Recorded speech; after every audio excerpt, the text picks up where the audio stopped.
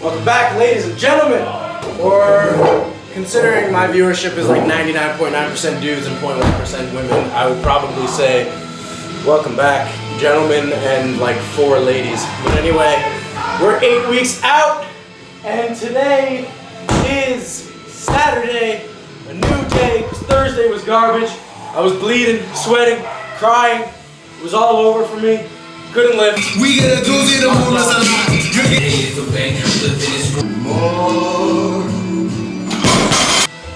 I'm being dramatic, but everything felt terrible coming off of the previous week's deload. But I've said this before, guys, there are no bad days. And it's just the truth. It's just the truth. We are gonna go through lots of variability during a prep. And if you understand the reasons why you have the bad sessions, it makes it so much easier to accept. So when, guys, you are experiencing any kind of negativity, any kind of dip in performance, any kind of dip in mood, if you explore the reasons why and come to an understanding of why it happened, you'll be able to accept it. So today we have deadlifts, bench, pit shark.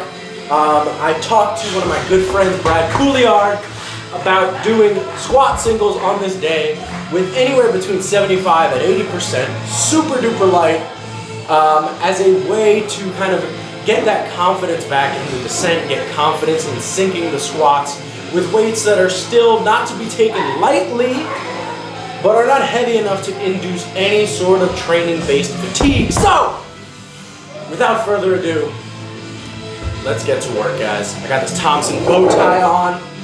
I feel my pecs loosening up. I feel like a pterodactyl. I never warm up for bench. I'm kind of paying for it. My pecs have been feeling smoked, but now I feel a little better. Things are starting to loosen up, and I'm gonna get to squatting, guys. Today's gonna be a good day. It's a new day, good day, no bad days, blah, blah, blah, yada, yada, yada. All right, let's get to squatting.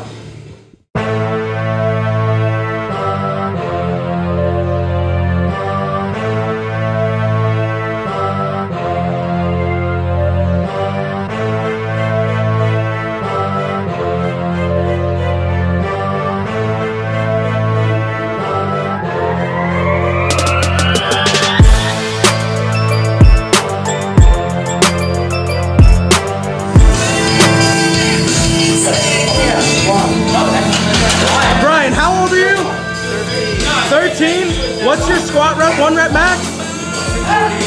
240 what? 248. 248. This is Evan Glasgow, the junior American record holder in the total. And this is his younger brother.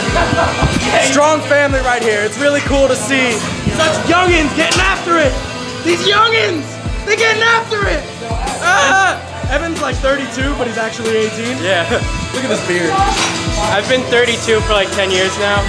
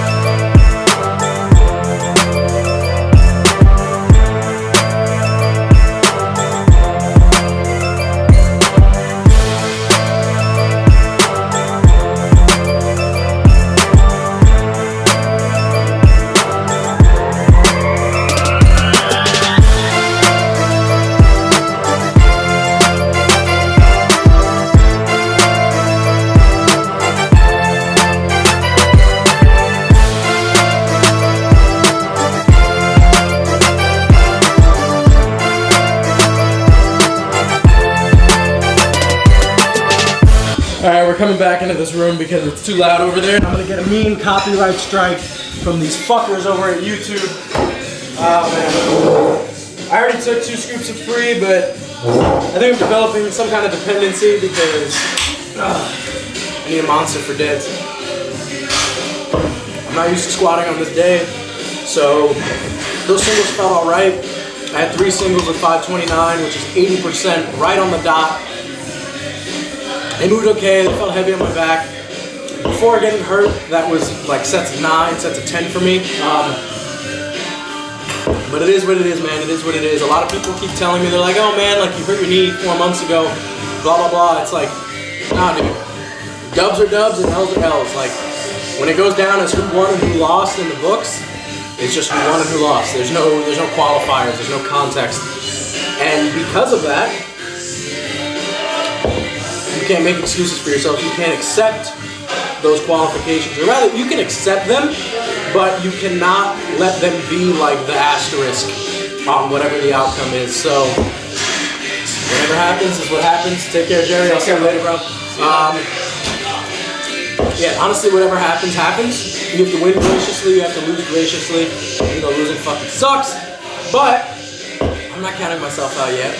Neither should you guys. Because squats are going to be a slow build, internationals, and it's going to be one of those preps. Like, for the other 2 lifts, things are going great, but you've definitely, for those of you who've done meet preps, you kind of experience from time to time that it's not always like you ride the wave, build momentum, and try to like maintain that peak. Sometimes it's like a slow build and you feel the oomph on meet day, and that's it. And that's kind of what I'm expecting out of squats. And honestly, I'm not worried because my best squats of any meet that I've ever done have come from preps where squat was just underwhelming, and then that last week taper I kind of come alive. I do really well being in this kind of like over fatigued, you know, suppressed top end strength kind of atmosphere with my training. So you guys just saw bench as well. My pecs are just smoked from this week. It's the first week of taking singles every session, and the 480 at the beginning of the week, holy fuck, that roasted me.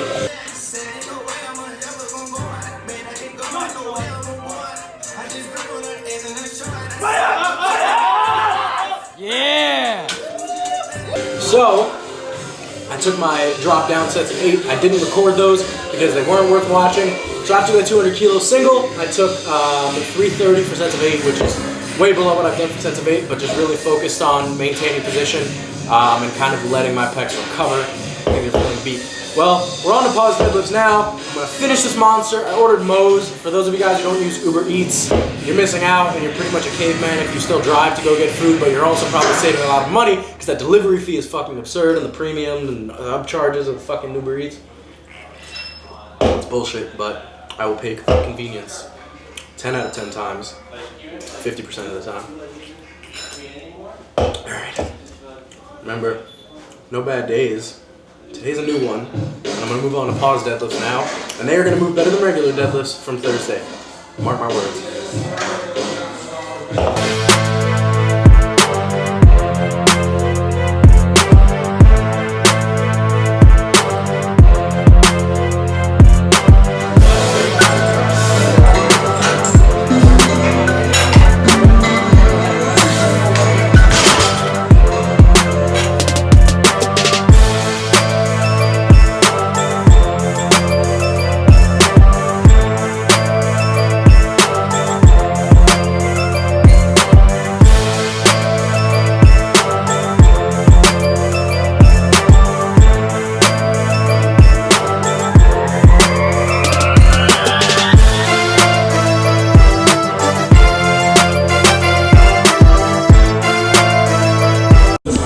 So that top single on pause deadlifts felt money today. Thursday, as you guys know, is my SBD day where I do a competition single.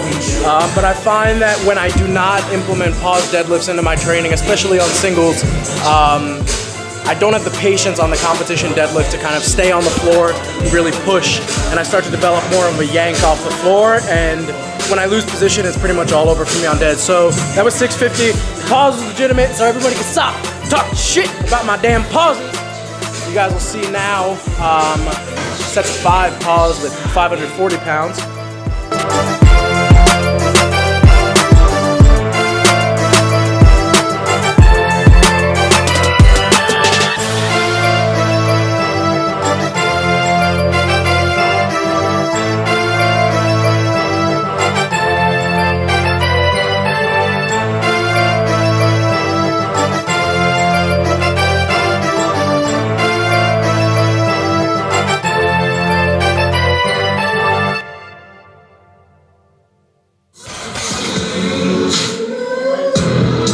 But yeah, overall deadlifts are feeling pretty good. This is the lift that's pretty much gonna carry me. The lift that's gonna carry me through the meet after bench, so I'm very confident in that. Now, we gotta head to the other gym that I train on Saturday so I can use the pitch shark and get my quad volume in, because we know with my wide stance squat, I need some supplemental work without destroying my back. Alright guys, so this is where my lifting career pretty much started. This gym used to be a Gold's gym, and now this is ProFit in Deer Park. It's mostly a bodybuilding gym at this point. Honestly, a lot of fucking dudes who don't know how to dose their androgens, and they all are fucking red and leathery and have some gnarly cystic acne. But it's the only gym anywhere near me that has a pitch shark. So on Saturdays, which is today obviously, I do my 3-hour powerlifting workout at United, and then I come here to use the pitch shark. And honestly, it is what it is, because I need this for my squat to grow, just based on the leverages and how I actually squat. So I need it for the extra quad work, and it's paid off too much not to do this. It's literally 5 minutes from my house, 15 minutes from my other gym, so it just makes sense.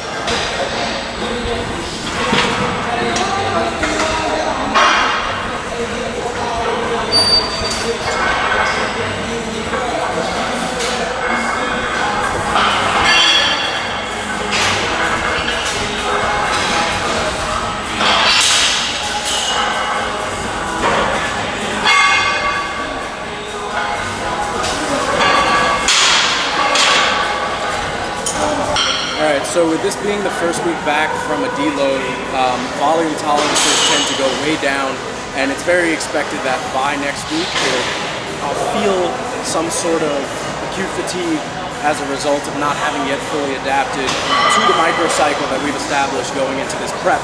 So what I like to do at the end of weeks is something I won't normally do during normal training sessions, but I do like to stretch, I do like to do corrective exercises. And what I'm going to do is I'm going to walk you guys through a few of them right now. We're going to switch over to voiceover Sean now, and I'm just going to get to showing you what I do to kind of keep myself healthy and get rid of a lot of the aches and pains that come from the typical extension, powerlifting, blah, blah, blah, blah, blah. So for this first drill, we will need a yoga block and a box that allows you to establish a 90-degree angle at the knees and at the hips. The first thing you'll notice that I do is I dig my heels into the box in order to engage my hamstrings in this 90-90 position. Then I'll place the yoga block between my knees and squeeze it with intent, but not over aggressively, so I can engage my adductors, the muscles of the inner thighs. Then I will relax my neck and jaw and exhale like I am trying to fog up a window. You'll notice when you do this that the abs and obliques take over to rotate the rib cage down toward your guts. From this position, I will use my hamstrings, abs, obliques, and even my glutes to posteriorly tilt the pelvis to elevate myself off the ground. You'll notice it's a posterior tilt and my lower back stays fully in contact. Then I'll reach overhead with the kettlebell and allow my lats to lengthen. But you'll notice during this, my rib cage never flares up with the overhead reach. I will go through 5 complete inhales and exhales, focusing on all of the muscle groups that I've mentioned and their intended purposes. This next exercise is very straightforward, a modified pigeon stretch. For the front leg, I'm going to elevate on the yoga block and establish a 90-degree angle at the hips and at the knees. With the back leg, I will place the knee of the back leg behind the ankle of the front leg. This will allow me to lean into the side of the front hip and stretch the associated glute. And for those of you who experience back pain, this might even cause some relief in the back. So I'm going to relax the lower back, relax the upper back, and just allow myself to breathe deeply and sit into the posterior capsule of the front hip. And I'll do it on both sides. Again, 3 to 5 minutes. Really allow yourself to relax into that hip. This next exercise is a 90-90 hip transfer hold. Which side goes in and which side goes out depends on which hip is limited in internal rotation and which is inhibited in external rotation. In my case, my left hip lacks more internal rotation than the right, and my right lacks more external rotation than the left. So what I'll do is I'll engage my abs and obliques to rotate my rib cage down and really retract it so that my thorax is in a proper position. From this position, I will reach from the serratus, trying to get my fingertips essentially as long as possible is the cue that I like to use. But keep that rib cage back and retracted. Think about the arm being pulled away from you, but your torso staying in place. From that position, what I'm going to do is drive the inside of the front knee down and the outside of the back knee down. This will allow me to get external rotation on the side that I need and internal rotation on the side that I need. I'm going to go through 5 breaths of thorough inhales and exhales on this exercise. This next one is great for those of you who are experiencing knee pain. It is a front foot elevated split squat isometric. First thing I'm going to do is establish a good posterior pelvic tilt by engaging my hamstrings as well as my abs and obliques to keep my rib cage rotated down. You'll notice that when I sit down into the split squat, I do not drift forward into the knee, but rather allow myself to sit straight down and load the posterior hip. As with the hip transfers, I'm reaching from the serratus and trying to create long arms, but I am not letting my rib cage or thorax move forward with it. Remember, keep that rib cage retracted.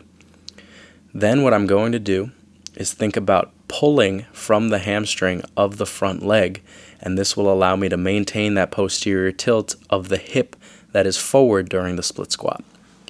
Another thing you don't want to do is let the knee drift out. The knees out cue that we've heard in powerlifting is something to be taken with caution. We want to engage the adductors by driving the big toe into the ground as hard as we can and allowing the knee to stay over the midline of the body. This is to allow good internal rotation and achieve pure physiological hip flexion. I will hold each side for 30 seconds to a minute for 2 to 3 sets. This final exercise I want to show you is a sissy squat while hugging a medicine ball. The guy you see in the background is using the piece of equipment I would like to use to demonstrate this exercise, but the yoga blocks work too. What I'm first going to do is I'm going to elevate my heels on whatever surface I'm using, and I'm going to create the same posterior tilt that I've been talking about by engaging the hamstrings. I want to keep that rib cage down, and as I hug the ball, it allows me to retract my rib cage a lot more efficiently.